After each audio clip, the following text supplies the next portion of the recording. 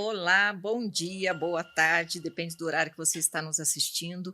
Seja muito bem-vindo, você que está aí nos acompanhando. Esse é mais um podcast, é o MaluCast, um podcast que vai falar sobre saúde e que foi todo construído, projetado pensando em você.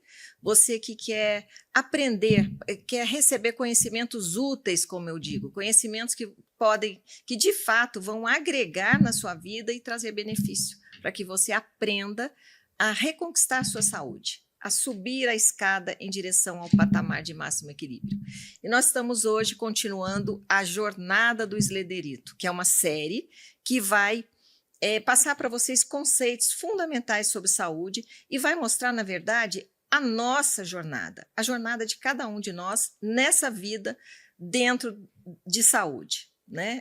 Como que a gente caminha, tanto no sentido de perder a saúde, quanto de resgatar a saúde. E nós estamos aqui novamente com o Eslenderito, meu convidado especial. Seja bem-vindo, Tudo bem, Eslenderito. doutora? Muito bom, né? Mais uma vez junto com você aqui também, que está aí acompanhando essa jornada fantástica.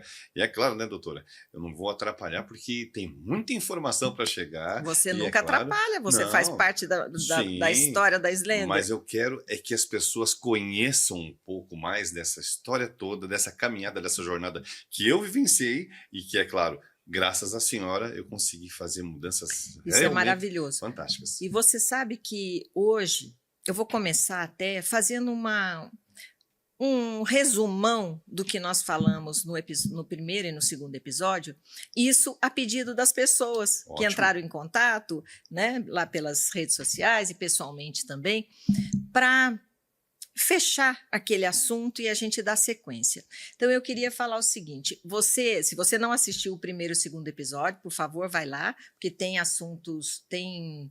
colocações muito importantes, mas no primeiro episódio nós falamos sobre o que é saúde, o conceito de saúde, e vocês vão ver lá que nós podemos conceituar a saúde sob dois aspectos: a saúde plena, como eu chamo, que é uma visão mais ampla de saúde, que envolve, na verdade, 7 setores da vida, não é, Eslenderito, que Exatamente. influenciam na nossa saúde.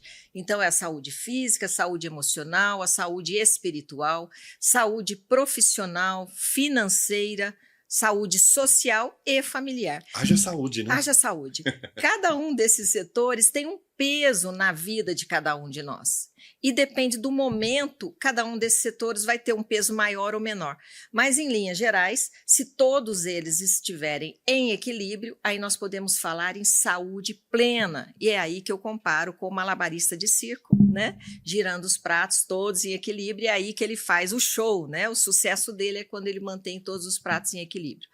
Falamos também sobre a saúde física como um aspecto relevante no contexto geral, não foi, Eslenderito? Foi, E falamos bastante aí, coisa.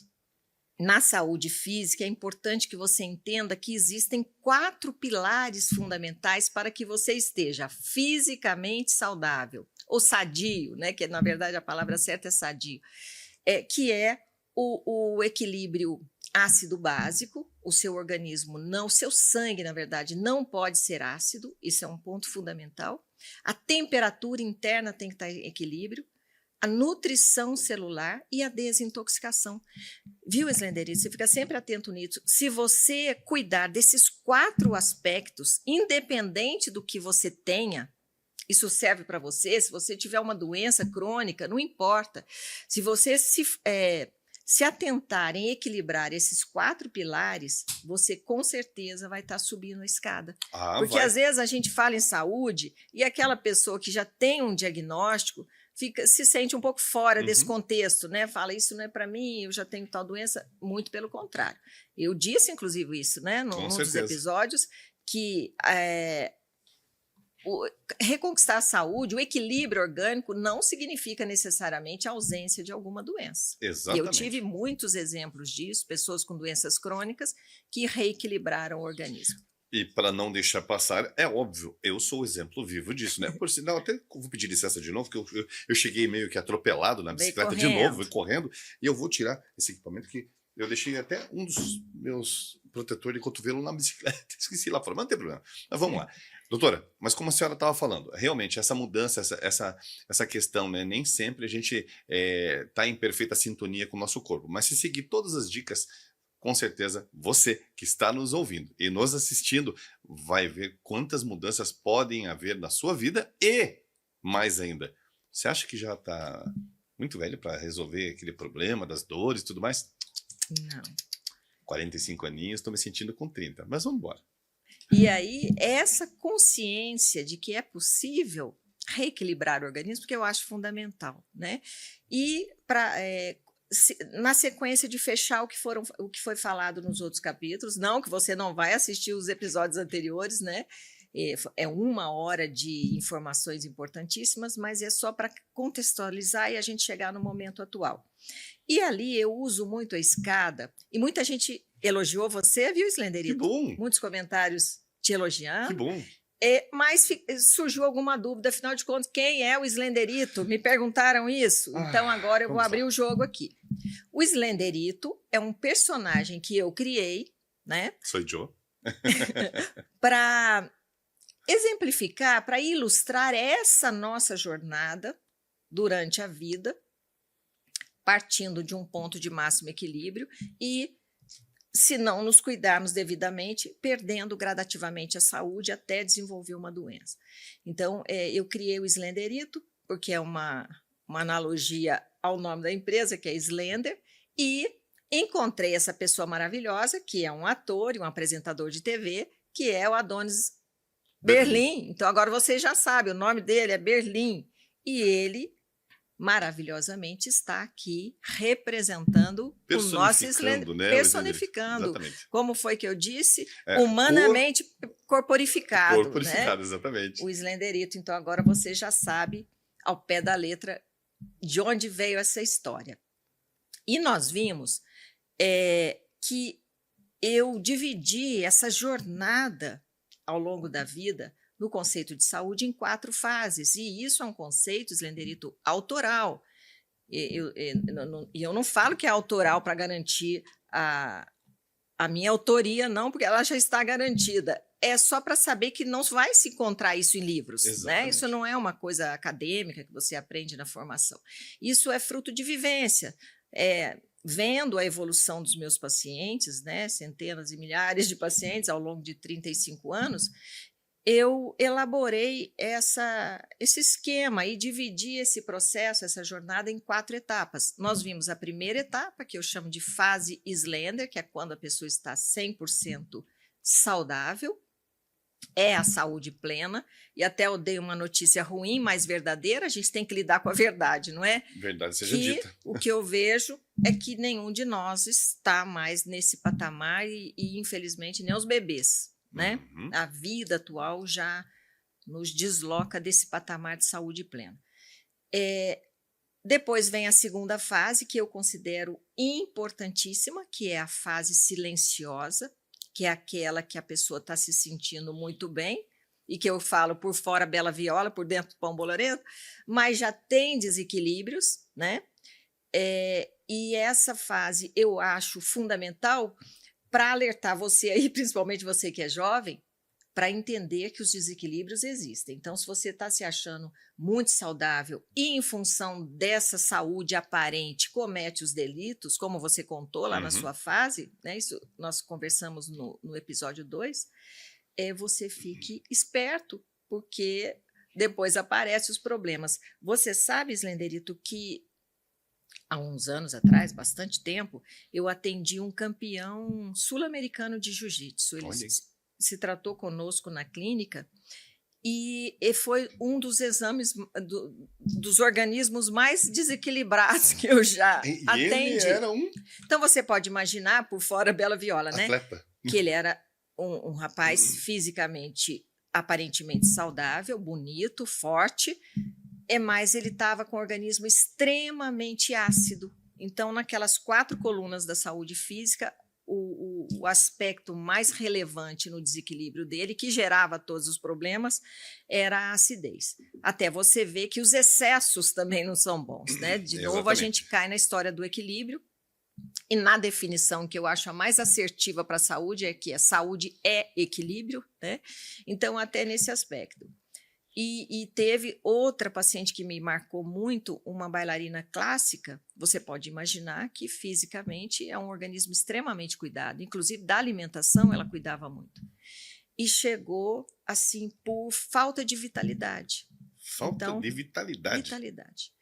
E tinha razão disso, né? Tudo isso foi levantado e depois foi corrigido. Mas isso ilustra bem essa fase silenciosa, que na verdade aí eles já estavam passando para a terceira fase, que é o nosso tema de hoje, porque já tinham alguns sintomas, mas aparentemente eram pessoas exemplo de saúde, né? E é complicado, porque esse exemplo de saúde, muitas vezes, como eu mesmo passei por isso, eu posso dizer que é bem estranho quando você começa a descobrir, né, essas mudanças, e você sente elas, de repente, o que eu estou sentindo? De onde Um saiu impacto, isso? né? Que Bem você por aí. nunca sentiu. E esse, então, é o foco da conversa hoje, que é a terceira fase dessa jornada é o processo de surgimento das doenças, né? Como é que surge? Ela vem do nada, ela cai na cabeça da gente de repente, né? Ela é um acaso, é uma fatalidade? Não é. E essa terceira fase eu chamo de fase dos sinais de alerta, porque de fato é quando o organismo começa a avisar: epa, tem algo errado aí. Essa é outra fase fundamental. E nessa fase, Slenderito, eu pontuo alguns sintomas, alguns sinais que são os mais frequentes, e você presta atenção para ver se você já tem algum desses sinais. Um deles é cansaço excessivo, que vai culminar no que a gente chama de fadiga crônica, né? Aquela pessoa que já acorda cansado. Isso é um extremo sinal de alerta. O organismo está lá cutucando e avisando. Presta atenção, tem algo errado. Vai procurar onde está o erro, né? E consertar. Inflamações, infecções recorrentes, aquela pessoa que sempre adoece, Sim. sabe? É um exemplo. Oscilação da pressão arterial. Começa, uma hora sobe, depois normaliza, até que ela se fixa na hipertensão mesmo, é outro alerta. Distúrbios do sono, insônia, sono agitado, sonolência demais também é. Eu podia dizer que eu passei por tudo isso, mais um Tá pouco vendo? ainda, né? Tá Tá vendo vendo? só? Porque foi complicado, viu, gente? Esse processo, doutora, lá atrás, quando começou, Não é à toa que você foi atrás de uma exatamente. solução. Eu falei, né? Lá no primeiro podcast a gente conversou, eu falei sobre a minha passagem, né, dos 15 até os 18 anos. Que maravilha, que delícia, né? Virava noite, era festa, era balada, era uma diversão só, era vida, né? Eu era um jovem. Aí chegou lá pros 20, 22. E é esse o perigo, começou aquela fase que eu sentindo dor, jogava futebol.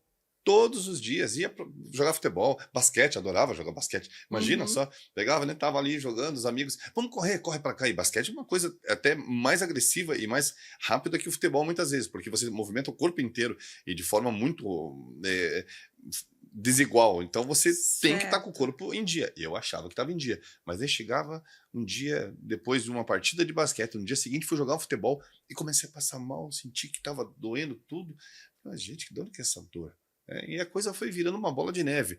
Daí eu descobri que as minhas noites de sono mal dormidas, né, eu não repunha as energias que precisava, eu não deixava o meu corpo trabalhar da forma correta para descansar. Tudo isso ocasionou em grandes consequências depois que foram além do que eu esperava. E aquilo que eu achava, né, o todo-poderoso para a vida toda, já não existia mais. Pois é, e é isso aí. Então, as dores crônicas é um exemplo de sinal de alerta. Eu falei dos distúrbios do sono, alteração do humor, ansiedade, angústia, depressão é um importante. A irritação é uma coisa que já vem irritação, de cara aquele já. estupim curto, né? A pessoa sempre teve paciência, de repente ele está impaciente. Problemas digestivos também são alertas importantíssimos. Alergias, né? É uma alergia que é considerada doença, ela não está na fase da doença ainda, ela é o sinal de alerta. Se a senhora me permitir, vou contar um detalhe de uma fase de alergia no trabalho que foi algo assim surreal. Tínhamos um amigo e ele dentro do trabalho, todos os dias chegava e... aquele negócio, o que você tem? Tu tenho nada, tô com o nariz entupido que eu tô com renite, né? Aquele jeito dele. E todo dia, eu tô com o nariz entupido que eu tô com renite. Aí você olhava para ele, chamava ele de Zé de Lencinho, né? Hoje já é bullying, né? Ô Zé Lencinho, vem cá, porque ele vivia com 10 lenços. Naquela época E naquela podia, época né? não era lenço de papel, porque lenço de papel era muito caro, né? E todo dia, todo dia, todo dia com aquilo.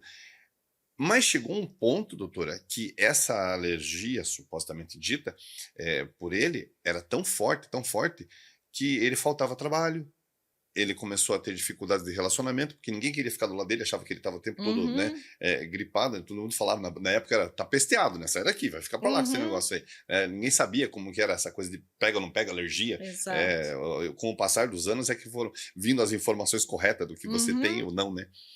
E ele chegou a perder o emprego por conta disso. Você vê que grave, e agora você tocou num ponto importante. Sabe que essa sempre foi uma preocupação minha, mas o IBGE, em 2019, numa avaliação nacional de saúde, divulgou que 60% das pessoas em idade produtiva fazem tratamento para alguma coisa, tomam algum remédio de uso contínuo. Já pensou que gravidade é Vamos repetir isso? isso, quantos por cento? 60%. Eu, na minha 60%. vivência, sempre, eu acho que é mais, mas eu tomo por base esse dado oficial, né, divulgado pelo IBGE, isso, divulgação de 2019, então nós já temos aí quase 4 anos de defasagem. 60% das pessoas em idade produtiva estão, então, dentro do meu esquema, na fase 3 ou 4. Já fazem tratamento para alguma coisa. Você tem ideia do impacto que isso é? Você está citando o seu amigo, né? Que chegou a perder o Sim, emprego. O impacto que é na sociedade eu acredito uma que. doença. Não, e outra, né? É algo que hoje eu sei como lidar com ela. Porque também passei essa fase, né? Uhum, Mas na sociedade, no contexto geral, eles lidam com o quê? Antialérgicos, né? é, Muitas vezes vão buscar alternativas naturais, mas não buscam a causa disso, né? a causa raiz, Ele como eu vivencia, falo, né? O tratamento raiz. ele vivencia isso como se fosse algo normal, porque o meu amigo no trabalho tem, a minha amiga lá na faculdade tem, e ela É, vai vivenciando isso de uma forma tão, eu vou falar até no meu jeito de ser, né? Estupidez da minha parte não querer buscar o porquê que eu estava tendo aquilo. E não eu é aprendi com a doutora. infelizmente não é fácil encontrar essas respostas e até a iniciativa desse podcast é isso. É trazer conceitos novos, ampliar a visão nesse contexto de saúde, começar a interpretar os dados que o próprio organismo dá, Abrir a né? caixinha, né? É sair da caixinha, né? É Abrir a sair da caixinha. caixinha e descobrir outras coisas, né? Que existem mais coisas que podem ser tratadas e revertidas do que só medicamentos. E, e você sabe que dentro do meu trabalho, o curso Slender for You, ele nasceu disso. Eu sempre atendi muitos funcionários e eu via o quanto o comprometimento orgânico impactava no rendimento dele na profissão. Eu tive uma época, uma paciente, já faz muitos anos, ela era uma empresária muito inteligente, muito dinâmica, e num dado momento, foi quando ela nos procurou na clínica, ela teve um AVC. Por sorte, foi um AVC isquêmico, que ele em tese, ele é reversível, mas ele causa danos neurológicos graves, e em função disso, ela decidiu, em comum acordo com a família, fechar a empresa. Uma empresa sólida, de muitos anos, que era a vida dela, fechar, porque realmente ela ficou num estado incapaz de seguir com aquela atividade. Então, na primeira consulta, eu propus para ela que ela aguardasse pelo menos 60 dias de tratamento antes de tomar uma decisão tão radical dessa, né? O fato foi que em 90 dias ela já tinha retornado para a empresa. Logo, numa fase logo adiante, ela ampliou Olha só que as bacana. atividades da empresa e continua lá até hoje. Você vê como quem tem saúde tem tudo. É É o verdade. que eu falo. Aí também a minha preocupação com as empresas. Uma vez eu participei de um evento de uma grande empresa, é um evento de medicina ocupacional, segurança de trabalho. E eu fui dar uma palestra lá. Um evento maravilhoso que eles fazem anualmente, então analisam casos de acidentes que teve na empresa e qual foram as medidas para corrigir aquilo e evitar futuros acidentes semelhantes. É um evento muito bonito. E o tema da minha palestra foi justamente mostrar que nesses trabalhos de empresariais, você se preocupa com os equipamentos, as EPIs, né, equipamentos de segurança, se preocupa com os maquinários, se preocupa até com os móveis de Exatamente. escritório, mas esquece da ferramenta principal de trabalho, que é o corpo. É o corpo, Ninguém né? pensa que um organismo em desequilíbrio aumenta até os riscos, né? A pessoa fica mais desatenta, o reflexo fica mais lento, a rapidez de raciocínio fica comprometida, então, naturalmente, até os riscos aumentam, né? Esse meu amigo que foi mandado embora do trabalho exatamente por conta disso, claro que ninguém falou para ele que era sobre isso. Descobrimos, passado o tempo, que era devido à falta de produtividade dele.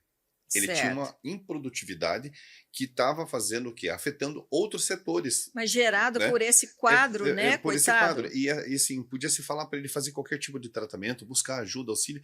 Ele falava que não, porque já fazia anos, que desde a avó dele que fazia chá e tudo mais, que ele já era assim por natureza.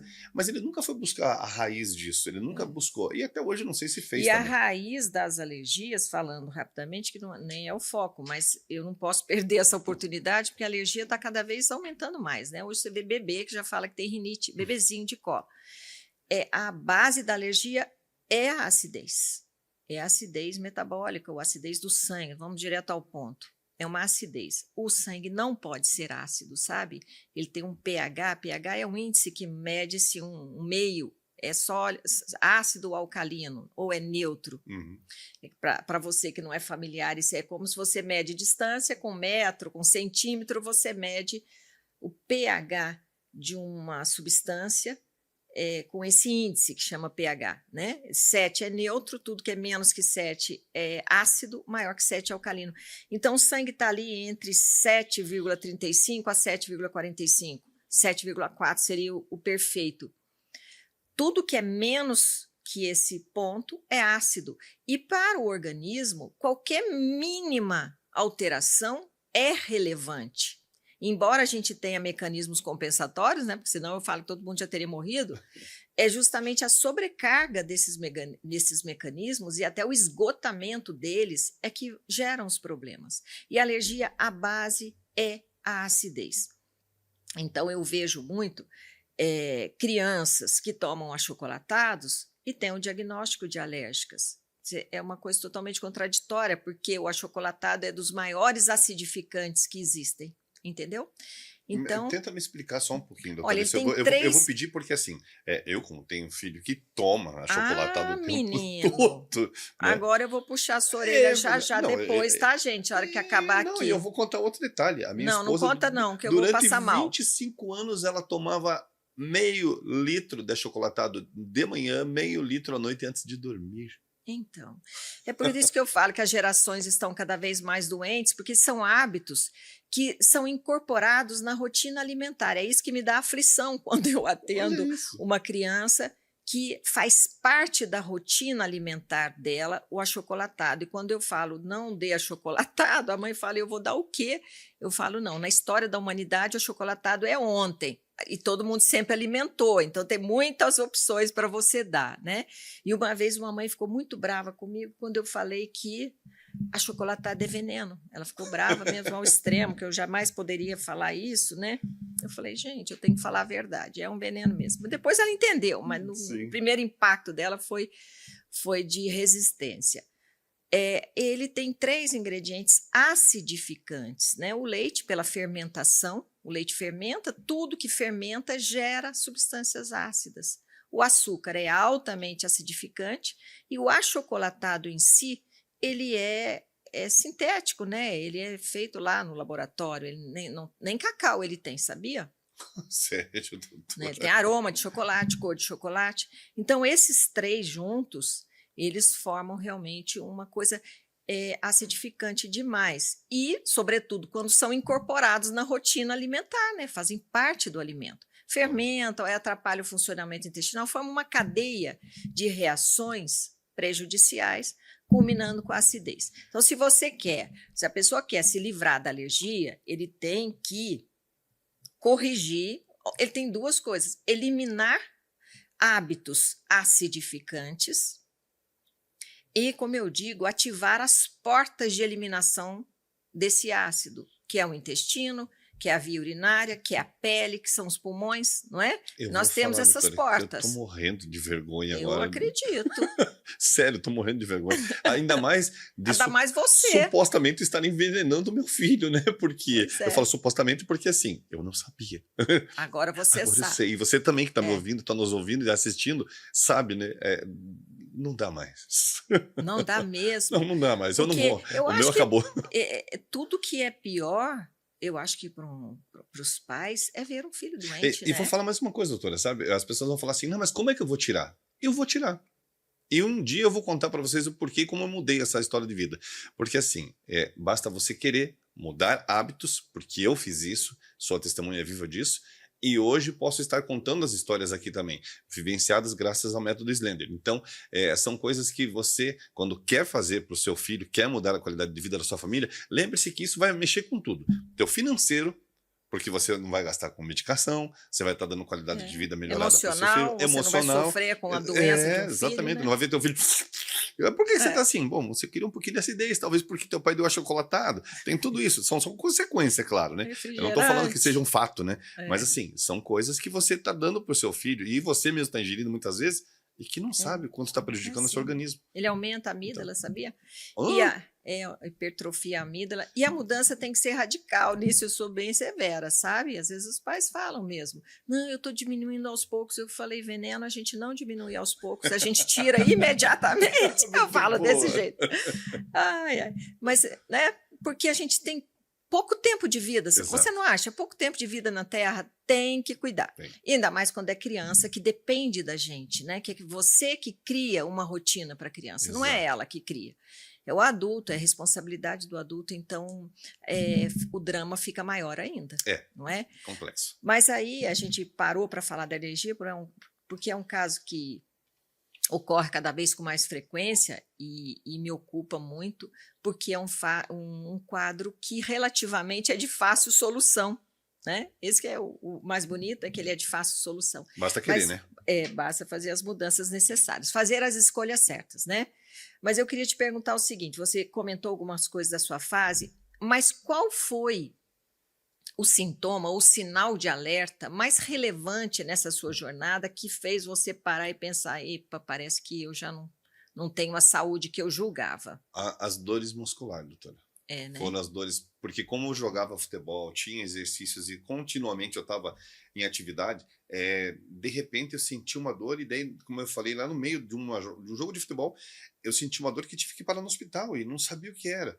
Aí vai exame daqui, exame de lá, e até que eu cheguei ao resultado que, depois de muito tempo, eu vou falar assim, quase um ano por esse processo, depois desse jogo foi um ano de um processo muito doloroso, sentindo dores e ia dormir me batendo, meu sono não era mais contínuo, eu já não tinha atividade, e assim, foi uma virada de chave, que nem eu falei, depois de um jogo, tempo todo saudável, eu achando que estava saudável, a virada de chave foi tão dolorosa, que essa busca pela solução, ela me levou ao diagnóstico de fibromialgia.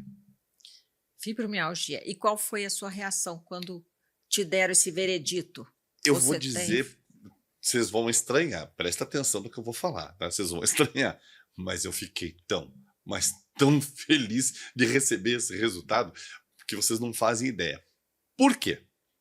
Porque eu resolvi e descobri qual era o meu problema. Então eu ia buscar a mudança para ele. Mas você sabe que essa sua reação é interessante, porque isso eu ouço direto. Porque a pessoa fica tão angustiada, tão aflita, percebendo que não está bem e sem saber o que é, que de repente, por mais trágico que seja, quando alguém vem com um diagnóstico, né, vem com um veredito, te dá um alívio. Isso eu assisto direto, né? A pessoa não está bem, e tem dores, quando vê alguém falar, não, é porque a sua tireoide não está funcionando. Fala, ufa, até que enfim alguém descobriu, né? Então, essa sua sensação Não, é de alegria, de Uhum. alívio, ela é meio que unânime, sabe? Agora, o ruim é que aí ninguém vai buscar a causa raiz, né, Não, e o tempo que daquela levou, né, doutora? doença. A fibromialgia é outro exemplo que a base é a acidez. Nossa. A fibromialgia, para quem não conhece, é um quadro inflamatório ainda pouco conhecido, né? Não tem uma definição de onde vem, porque esses conceitos que nós estamos conversando, que eu estou passando para vocês, são conceitos fora da caixa, né? São conceitos reais, científicos, mas não é o habitual do contexto assim da medicina acadêmica. Então,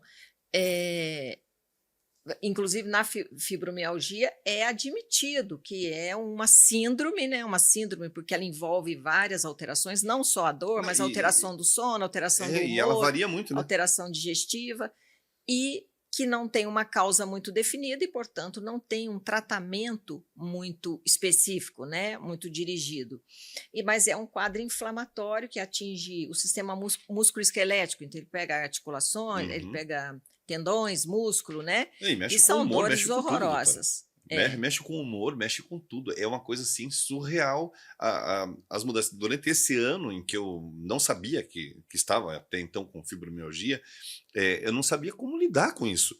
Porque dias eu acordava, tá tudo bem.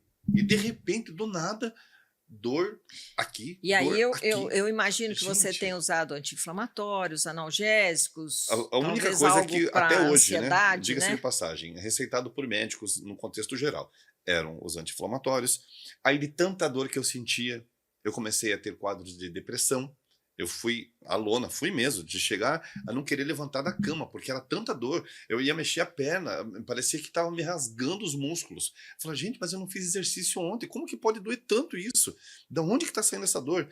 Aí era dor Pois de é. cabeça, enxaqueca, daí toma um analgésico para dor de cabeça, aí toma um remédio para depressão, aí o estômago vai indo embora, Recente, né? né? Daí te dão um remédio para o estômago. A gente fala assim, meu, eu tô só à base de remédio, que loucura é essa?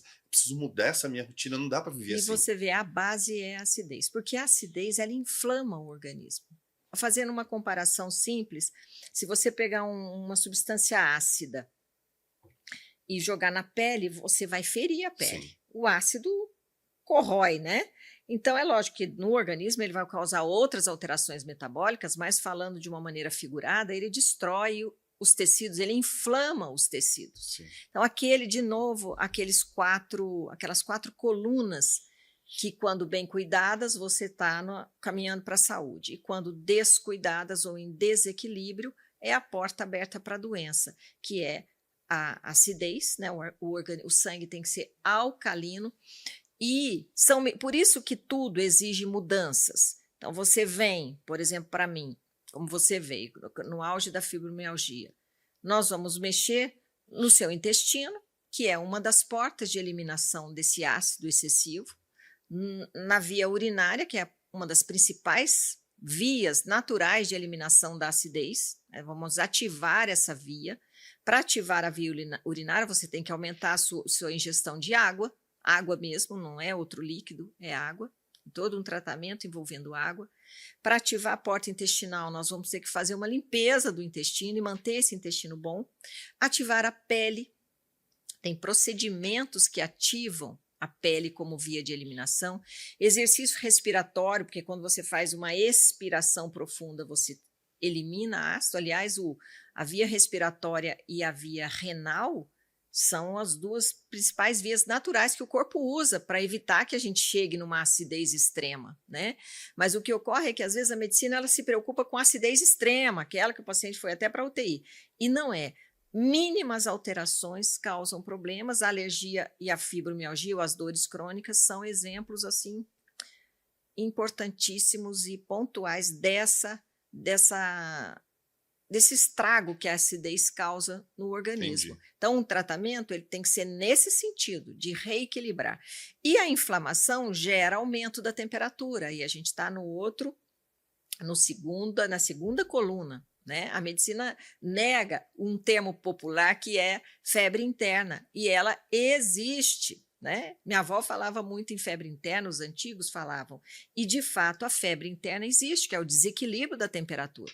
Toda inflamação aumenta a temperatura. Se você tem uma picada de inseto que fica vermelho, você põe a mão, está quente. Então, o fluxo de sangue veio para aquela região. Ele Né? está tentando ajudar a curar aquela região, é isso? Exato. E quando você está todo inflamado internamente, o seu sangue, que o volume é o mesmo, Sim. ele é desviado para aquela região, para socorrer aquela região. E é o sangue que conduz temperatura. Então, se ele vai para aquela região, aquela temperatura aumenta. Olha, eu não sei quanto a você que está acompanhando aqui o podcast, mas eu estou tão impressionado com essas explanações que a doutora está fazendo em questão, porque quando eu aprendi como Slenderito a técnica para poder mudar, muitas dessas coisas eu também ainda não sabia, e é claro que é um processo todo, mas assim, doutora, é fantástico ouvi-la contando esses detalhes, porque eu creio que quem está do outro lado, muitas vezes leigo, não tem ideia disso mesmo. Essa é uma informação da qual eu tenho certeza que quem está absorvendo agora vai levar para frente e vai ensinar muita gente. Vai ensinar. E por enquanto a gente está nos conceitos, porque você tem que ter uma base, né? Não adianta chegar e jogar um procedimento sem conhecer para que ele serve, qual a alteração que ele faz no seu organismo, e, portanto, que é dali que vem o benefício. Mas eu vou aproveitar aqui e vou ensinar uma conduta simples demais. E essa conduta eu sempre ensinei a vida inteira em ambiente hospitalar, que você faz aquelas consultas rápidas, ambiente de pronto-socorro, e o retorno sempre foi muito positivo, sabe? De falar assim, mas isso é um milagre? Eu falo, é quase um milagre, tá na linha dos É o milagres. caminho. Tá no caminho dos milagres isso. Porque é um procedimento que vai fazer esse equilíbrio térmico interno externo. Veja, você sabe porque você faz ele, mas faz de conta que você não sabe, vou Tô te subindo a ensinar. escadinha, vamos lá. Você não sabe. Então, se você precisa de uma toalha dobrada, molhada na água fria com vinagre de maçã. Aliás, o vinagre de maçã é uma coisa Lá em fantástica. casa Né? não falta. Não falta. Eu ensino assim: você pega um recipiente com água fria, temperatura ambiente, põe uma boa quantidade de vinagre de maçã, pega uma toalha de rosto, dobra e molha nessa água. Espreme, não é torcer até secar, espremer para parar de escorrer. E passa no corpo todo esfregando com um certo atrito, viu, gente? Esfrega. O corpo todo, né? E se veste por cima da pele úmida. Isso você pode fazer à noite ao deitar, que eu acho que é o que você faz, né? Toda noite ao deitar. Se a pessoa está doentinha, isso você pode fazer até com a pessoa acamada. Eu só não faço isso, tá? Só, doutora, só para deixar claro, eu só não faço isso quando eu tô na casa, como visita na casa dos outros. O pessoal estranha um pouco até o cheirinho do vinagre de maçã. Até no hotel a gente faz, né? Porque é tão fácil você levar.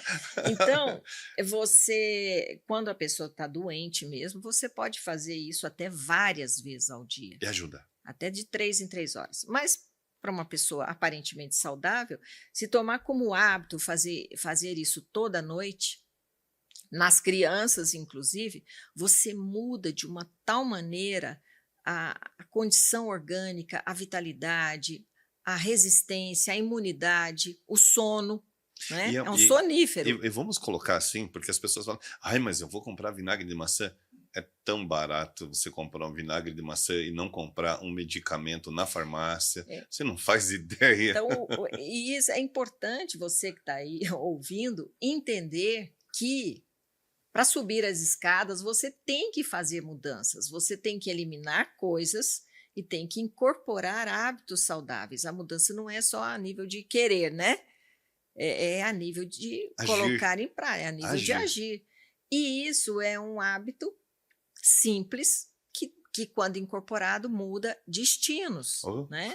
Esse é um deles que já mexe na temperatura e você vai mudando hábitos para alcalinizar o seu sangue, você muda a alimentação para fazer uma dieta alcalinizante. No nosso livro meu, da doutora Eliana, que até eu deixo ele aqui na mesa, né? É o Idade Biológica, tem um capítulo que chama a dieta do pH. Esse capítulo, inclusive, foi matéria na revista Boa Forma, uma matéria enorme de várias páginas, falando sobre a dieta do pH. Qual é a alimentação que você deve usar, preferir, que vão alcalinizar o organismo. Em linhas gerais, eu já falei do açúcar, né? Os industrializados, do achocolatado já entrou o açúcar, os industrializados e o leite. E a carne vermelha também, ela é acidificante. Ela fermenta.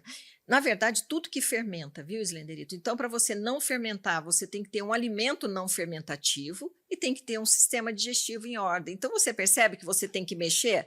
É como uma casa que você vai reformar. Eu sempre falo, lembra que eu falei? Sim. O corpo é a nossa casa e que se a gente aprender a cuidar do corpo da mesma forma que se cuida de uma casa, sem perceber, você já resolveu mais de 90% dos problemas. Posso né? dar uma dicasinha da geladeira também? Dica. Lembra da geladeira, né? Você vai chegar na sua geladeira, quando você tá lá olhando, sentir um cheiro ruim nela. Você vai fazer o quê? Você vai jogar a geladeira fora ou você vai tentar procurar onde está o cheiro dela, Ou né? pôr um perfume dentro Ou vai da pôr um geladeira. perfume, vai colocar um pedaço de carvão, como fazia minha avó. Coloca um pedaço de carvão para tirar o cheiro, mas tá em cheiro ainda. Alguma coisa tá podre dentro. Alguma coisa tá tem estragada. que ser retirada. Então você tem que tirar. Exato. Então é por aí, gente. É a comparação que eu faço, inclusive, da alergia, né? Que, infelizmente, os antialérgicos são como aromatizantes para disfarçar o cheiro, o mau cheiro da geladeira. Mas a comida estragada é a acidez. Uhum. Tem que alcalinizar esse organismo. Então, esse enfoque é fundamental nessa terceira fase do processo de instalação. Quando você negligencia esses reequilíbrios, o seu sangue está ácido e você vai tratar o sintoma da acidez e não corrigir a acidez, né? O seu organismo está desnutrido, você vai tratar o sintoma e não vai lá nutrir as células. Ele está queimando em febre interna, você passa por isso mesmo e vai só tratar os sintomas, né? Por exemplo, uma enxaqueca tem a ver com desequilíbrio térmico, insônia tem a ver com desequilíbrio térmico, então você vai tratar o sintoma e não a raiz das doenças. O que vai acontecer? Você vai continuar descendo a escada até o último degrau e o buraco da doença, né? A escada que você nunca deve descer. Você sabe que eu lembrei de uma coisa agora? Eu falei do achocolatado, do refrigerante. Eu tenho a minha filhada de 12 anos e ela foi criada, a mãe dela é a minha sócia, doutora Eliana Pim, né, que eu falei nela várias vezes, é a mãe da minha filhada, Violete. E ela foi criada dentro dessa linha e muitas vezes ela ficava do meu lado no consultório, eu atendendo e ela ouvindo, né, pequenininha, bebê assim. E eu nunca me esqueço de um dia que nós fomos ao supermercado, ela tinha uns 2 anos mais ou menos, e ela estava à prateleira de refrigerante, e ela apontou para mim e falou assim, madrinha, veneno. Eu falei, com certeza, veneno. Ela falou assim, vai para o buraco da doença. 2 anos. Então, são conceitos, né, que você... E eu falo, às vezes as mães falam assim, mas depois fica adolescente e começa a fazer errado. Eu falei, a sua parte você fez, pelo menos você garantiu um organismo saudável, equilibrado, com todos os pré-requisitos para ter saúde, até enquanto ele estava sobre os seus cuidados, né? Depois que já tem uma vida autônoma, aí a responsabilidade é individual, mas a maioria incorpora muita coisa boa, né? O que você aprende dentro de casa, você leva para a vida toda. E a criança, geralmente, ela absorve muito. O meu filho tem muito disso, de eu contar para ele alguma coisa que faz mal, ele parar, e às vezes eu vou fazer, ele, ué, você não falou para mim que isso faz mal? Por que você vai fazer? Com certeza. Eu falei, é verdade, filho, não vou fazer. Aí você dá aquela parada e fala, não, eu errei, desculpa, filho, tá certo, vamos fazer outra coisa. Então a gente ensina, e eles absorvem muito disso. Então é legal essa questão da senhora educar, né, e ter esse processo também, assim como também ter, né, essa adequação para as crianças, né, de todo o tratamento. Então isso é muito legal. E na sua história, tem algo mais que te preocupou, né, que você poderia nos citar como sinal de alerta, lá na sua descida da escada? Olha, para a gente ilustrar para os nossos ouvintes? Tem bastante coisa. Eu acho que a questão de estar tomando medicamento contínuo me fez olhar lá para trás e falar, gente, estou tomando medicamento por quê? Porque eu simplesmente não cuidei adequadamente daquilo que eu tinha que cuidar, do meu descanso sempre, doutor.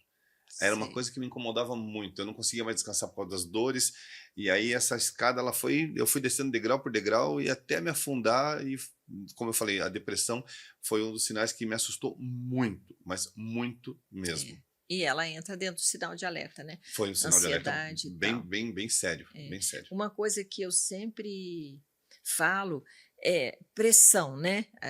Hipertensão. Hipertensão é uma coisa que está muito generalizada Essa e eu vejo jovens hipertensos, né? mas essa Jovens foi já. uma das coisas que chocou E que também. essa Quando eu você fui fazer, já se livrou dela, não, fiz o né? teste e o que é isso? Pressão 17 por 7, quase que tendo, né, um piripaque já. Eu Aham, falei, gente, o que é isso? Então foi um susto muito grande, mas veio nessa sequência, né? Eu não é, dormia, eu exato. estava entrando em depressão, e aí algumas medicações que eu usava em excesso foram E a mostrando isso. maioria, você sabe que a maioria das hipertensões, elas entram numa categoria que a gente chama de hipertensão essencial. Mais de 95% das pessoas com hipertensão, você não acha uma causa definida. Não tem um problema renal que justificaria uma hipertensão, não tem um problema cardíaco que também justificaria, ou tem algumas alterações glandulares que também geram hipertensão. Não, você não acha nada. E a pessoa tem pressão alta, então entra numa categoria que chama-se de hipertensão essencial, Não, mais de 95%. a senhora falou uma coisa que eu achei interessante, e eu acho até bom pontuar. A minha mãe é hipertensa, né? Tá hoje em tratamento contínuo. Eu estou ensinando ela como diminuir isso, Aham, porque eu diminuí a minha. exato, E foi muito interessante, porque ela, nessa questão, ela é cardiopata. sei. Eu não. E você E de ela falava repente assim: você tem problema que nem eu, porque eu tenho problema do coração, você também exato, tem. Eu falei, mãe, calma, cada um, o organismo é meu, outro é. teu, e as coisas são diferentes. E você não tinha É, uma causa, né, eu posso era ser suscetível, mas assim não quer dizer que eu tenha um problema e cardíaco. essa hipertensão essencial, 95% é muito, né, o reequilíbrio ajusta, Uhum, né, porque o que que é a pressão? É a pressão que o sangue faz na parede do vaso, já pensou isso? Então o vaso, né, uma rede uhum. vascular gigantesca, com quilômetros e quilômetros de vasos, se nós enfileirássemos todos, e o sangue dentro do vaso, ele exerce uma pressão sobre a parede. Então é essa pressão que é medida, a mínima e a máxima, né? Então quando você está hipertenso, o sangue está forçando ali na parede, ele está aí é uma hipertensão dentro Aham. do vaso. Força de extremo. E olha que coisa simples que eu vou explicar aqui. A minha explicação, eu quero deixar bem aqui marcado, não é uma coisa acadêmica. Aliás, eu não estou falando para médico, né? Eu falo de uma maneira útil. Eu sempre falo, a gente precisa de conhecimento útil. Não adianta rezar missa em latim, né? Você tem que falar de um jeito que a pessoa entenda e que aquilo reverta em benefício. Entenda e que ela possa pôr em prática. Então, você veja, só de você imaginar o seguinte: eu tenho uma média de 4,5 litros de sangue. Esse sangue tem que estar distribuído equilibradamente em todos os vasos internos e os vasos superficiais. Imagina uma rede gigantesca, vasos de grossos calibres, né, como é o caso da aorta, que é a maior artéria do corpo, vasos que vão para fígado, rim, coração, pulmão e os vasos superficiais. O sangue tem que distribuir de maneira equilibrada. Se esse fluxo de sangue ele se dirige para os órgãos internos, vai ser mais sangue no mesmo vaso, aumenta a pressão. Ficou claro isso? Para Uhum, você ficou claro? sim. Para você ficou claro aí também? Então você desvia o fluxo de sangue que deveria estar na superfície para os órgãos internos. Mais sangue no mesmo volume, mais água nesse copo, né? Se ele tiver lacrado, ele vai aumentar a Expandir. pressão Aham. aqui dentro. Só o fato de você desviar o sangue de dentro para a superfície, recanalizar os vasos superficiais, você já baixa a pressão. Então, aquele simples processo que, coincidentemente, eu acabei de falar, não estava nem previsto Uhum. isso, de passar a toalha com vinagre, você já altera a pressão para melhor. Olha aí. Você já redistribui o sangue. Então, não são procedimentos mirabolantes nem complicados. É o simples, né? Porque, aliás, é do simples que tudo começa. Exatamente. E aí você já melhora a sua alimentação, e outros hábitos que ao longo dessas conversas vocês vão aprender, que o intuito é esse, né? A gente está começando a nossa caminhada, esse é o terceiro episódio. São episódios que a gente se dedica mais a sedimentar conceitos, a abrir essa nova percepção sobre o organismo, né? Mas numa sequência virão dicas pontuais para corrigir as coisas, e depois, Eslenderito, você vai fazer parte dessa jornada, e a gente espera se encontrar muitas vezes, dessa sua jornada, que é a nossa jornada, que é a sua jornada, é a jornada de todos nós, mas a ideia desse MaluCast é trazer outros profissionais, já tem alguns Sim. já convidados para isso, para a gente expandir o conhecimento dentro, inclusive, da saúde plena, né, envolvendo as áreas do equilíbrio profissional, do equilíbrio familiar, do equilíbrio emocional, né, do equilíbrio espiritual, para que a gente aprenda ensinamentos importantes para manter esses pratos também em Bacana. equilíbrio, né? O nosso foco fica mais na saúde física, porque é o que você vivenciou Sim. no seu tratamento, e que é o que a escada representa, né? Você caminhar do patamar de máximo equilíbrio e descer em direção ao buraco da doença e, felizmente, fazer o caminho inverso. Exatamente. Então, eu acho que é isso. Você quer colocar mais alguma coisa para os nossos ouvintes? Eu só quero passar para você que está nos ouvindo e está nos assistindo hoje, que se gostou de todo o conteúdo que você ouviu até aqui, se você conseguiu aprender um tiquinho, que seja, compartilha, leva para frente, dissemina coisas boas para quem você realmente ama, quem você gosta e até para quem você acha que precisa, porque é importante você levar conhecimento. E o que você aprende aqui com a doutora, com o Eslenderito, conhecendo as histórias, algumas pessoas podem se identificar e aí eles vão poder entender por que estão passando isso. Então, dá uma forcinha para a gente, vai lá, compartilha nossos vídeos e o nosso podcast também. Muito bom, o Eslenderito está sempre presente, me ajudando aqui, né? Então é isso. Por hoje, eu acho que nós falamos, fechando, nós falamos sobre a fase 3, né? Sim. Que é a fase dos sinais de alerta. Acho que nós vamos continuar com ela ainda no próximo episódio, porque ela demanda muitos assuntos, né? Coisa. E espero que você tenha gostado e espero você no próximo episódio. E não esquece do meu pedido.